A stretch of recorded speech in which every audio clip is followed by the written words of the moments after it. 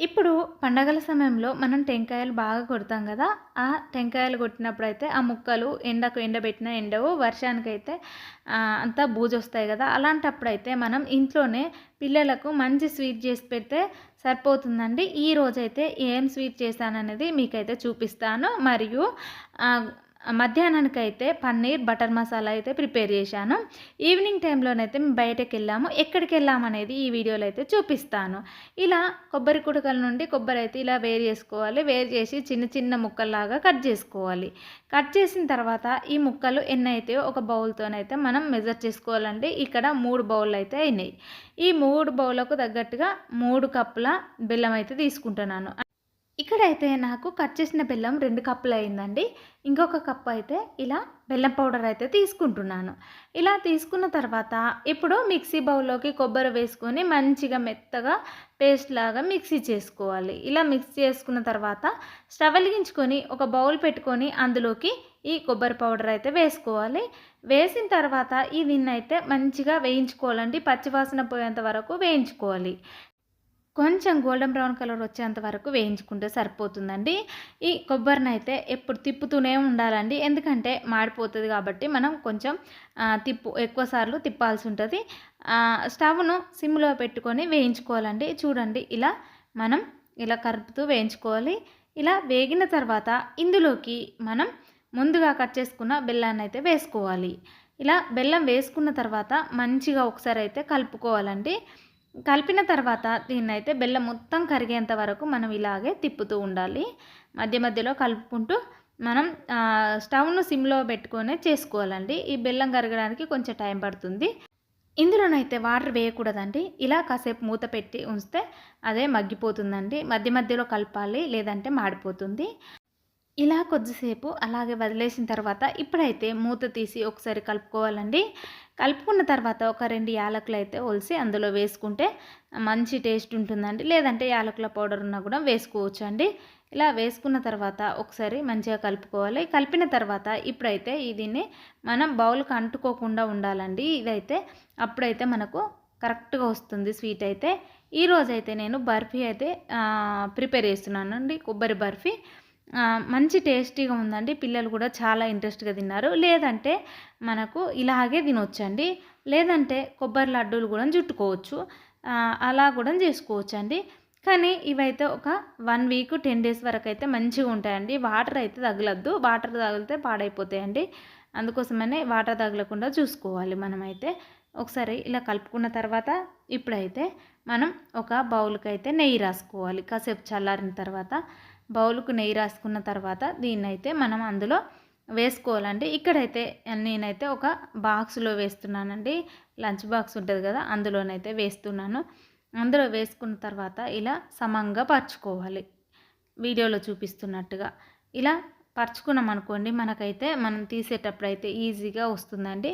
ఇలా నెయ్యి రాసిన బౌల్ కానీ, బటర్ పేపర్ వేసి కానీ మనం చేసుకున్నామనుకోండి తొందరగా వస్తుంది. ఇలా వేసిన తర్వాత చాలా వేడిగా ఉందండి. ఒక స్పూన్‌తోనైతే స్ప్రెడ్ చేశాను.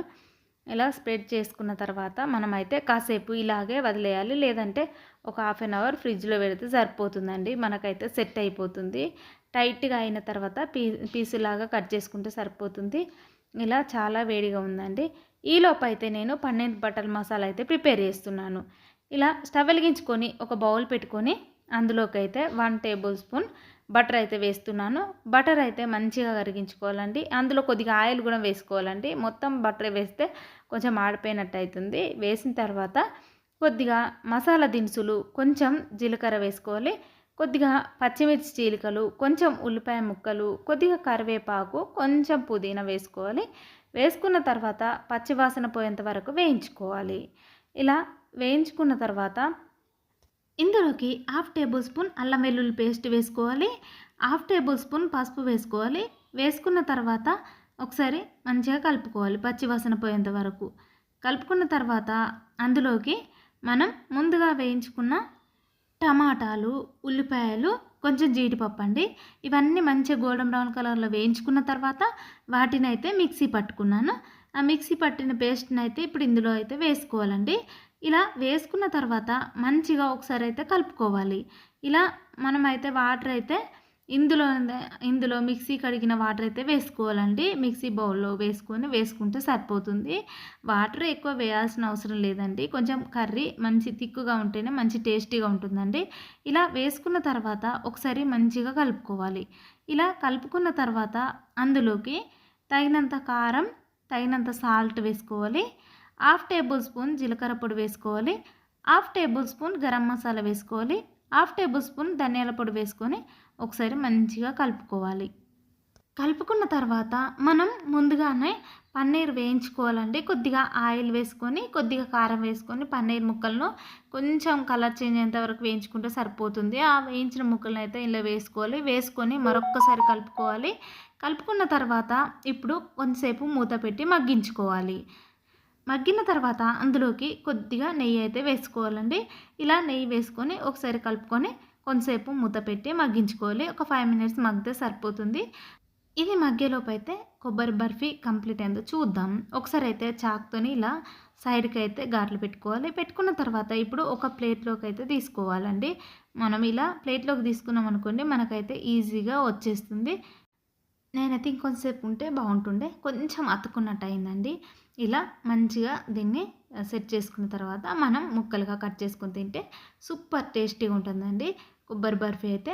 కొబ్బరి కుడకలు అస్సలు వేస్ట్ కాకుండా మనం ఇలా చేసుకున్నట్టయితే మనకు కూడా చాలా టేస్టీగా ఉంటుంది. మళ్ళీ మనం తిన్నా కూడా హెల్త్కి చాలా మంచిదండి. బెల్లమును కొబ్బరి ఇవి అయితే పిల్లలకు రోజు లంచ్ బాక్స్లోకి అయితే పెడతాను నేనైతే.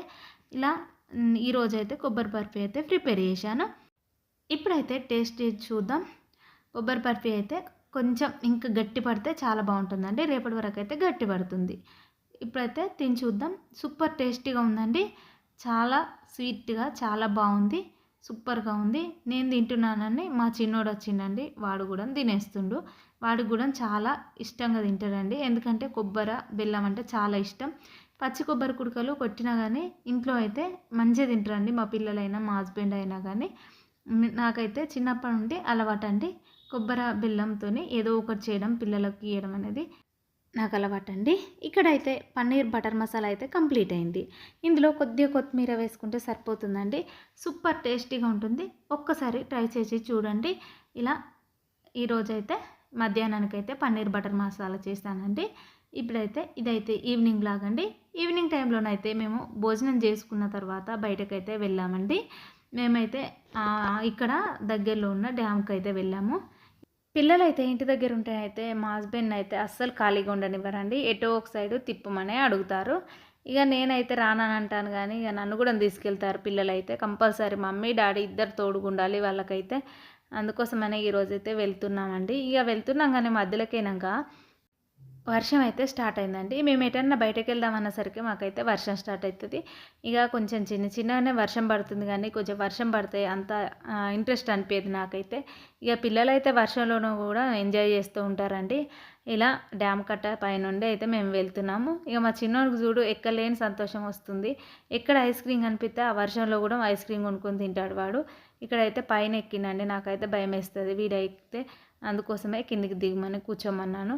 పిల్లలను ఎటు వెళ్ళినా కానీ జాగ్రత్తగా చూసుకోవాలండి. ఎందుకంటే అటు ఇటు మనం వీడియోలు తీసుకుంటూ ఉండకూడదు. పిల్లలను ముందుగా చూసుకున్న తర్వాతనే ఫొటోస్ అయినా వీడియోస్ అయినా దిగాలని నేను అనుకుంటానండి. అందుకోసమనే కూర్చోబెట్టిన తర్వాత వీళ్ళైతే ఖాళీగా ఉండరు కదా. ఇంకా వర్షం పడుతుంది కార్ పైన అని వాడు దుడుతుండు ఒక క్లాత్ బట్టి. మా చిన్నోడైతే వాడి చేతులు అయితే వట్టి కూరుకోవు. ఇక పెద్దోడైతే ఏదో ఒకటి చదువుతూ ఉంటాడండి. ఇక ముందట కూసురు ఇద్దరు కార్ డ్రైవింగ్ చేస్తాను. మేమిద్దరం అయితే చిన్నగా వీడియో క్లిప్స్ అయితే షూట్ చేస్తున్నాను అండి. మా చిన్నోడైతే లేసుడుతోనే చూస్తాడండి కార్ ఎక్కడుంది, ఏమైంది, ఏమన్నా అయిందా, మంచిగా ఉందా లేదా అనేది కంపల్సరీగా అబ్జర్వ్ చేస్తూనే ఉంటారండి. దాని మీద ఒక చిన్న గీత పడ్డా కూడా వాడికైతే చాలా బాధగా ఉంటుంది. ఇంతటితో ఈ వీడియో కంప్లీట్ అయింది. వీడియో చూస్తూ వెళ్ళిపోకుండా ఒక చిన్న లైక్ ఇచ్చి నా ఛానల్ సబ్స్క్రైబ్ చేసుకొని నా ఛానల్ సపోర్ట్ చేయండి. బాయ్ ఫ్రెండ్స్, ఉంటా.